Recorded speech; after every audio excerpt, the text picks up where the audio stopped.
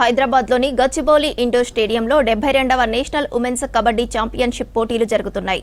Telangana kabaddi association ఆధ్వర్యంలో 72వ senior nationalist kabaddi championship for women పోటీలు జరుగుతున్నాయి. ఈ జాతీయ స్థాయి పోటీల్లో భారత రైల్వే జట్టుతో పాటు 28 రాష్ట్రాల నుంచి 500 మంది మహిళా క్రీడాకారులు పాల్గొన్నారు.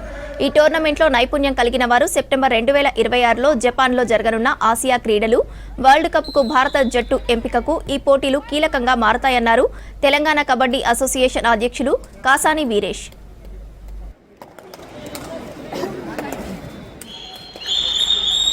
निकिता फ्रॉम हरियाणा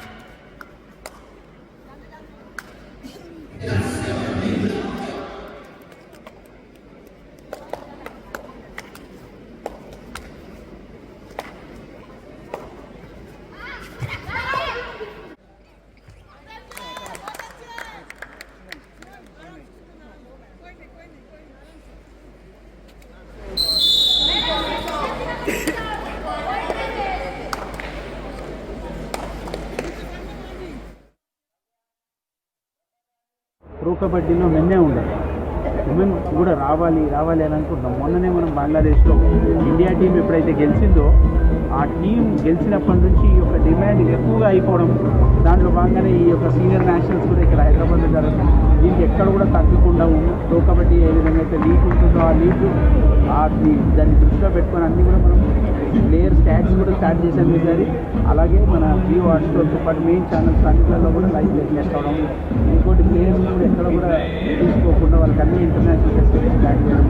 దాంతోపాటు మనం ఇక్కడ ఈ యొక్క టోర్నమెంట్లో మొత్తం 48 మ్యాచ్లు జరుగుతున్నాయి. అందులో ది బెస్ట్ ప్లేయర్ స్టాట్స్ కూడా మొత్తం తీస్తున్నారు.